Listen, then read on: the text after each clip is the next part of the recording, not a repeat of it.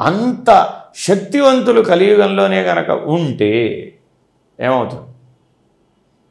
ఆ శాస్త్ర విజ్ఞానం కానీ ఆ శస్త్ర విజ్ఞానం కానీ ఉన్నటువంటి వాళ్ళు ఈ యుగంలో ఉంటే, కలియుగంలో మానవుడు దానవుడు దైవము ఒకే శరీరంలోకి వచ్చేసారు.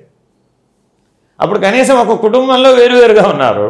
కలియుగంలో మానవుడు ఎప్పుడు దైవంగా ఉంటాడో, ఎప్పుడు దానవుడుగా ఉంటాడో, ఎప్పుడు మానవుడుగా ఉంటాడో వాడికే తెలియదు. ఇది ఈ యుగ ధర్మం. మరి ఈ కాలధర్మం ప్రవేశించేటప్పుడు అంత శక్తివంతులు కనుక ఇప్పుడు ఉన్నారనుకోండి, సృష్టి వినాశనానికి ఎంత సమయం పడుతుంది? మరి పరమాత్మ చేసింది సార్ న్యాయమేగా, లోక కళ్యాణమేగా. అంటే రాబోయే యుగాన్ని సంరక్షించడం కోసమని ఆ రణయజ్ఞం సంకల్పించబడింది. మరి యుద్ధం జరిగిందంటావేంటి? యుద్ధం జరగలేదు, లోక కళ్యాణం జరిగింది.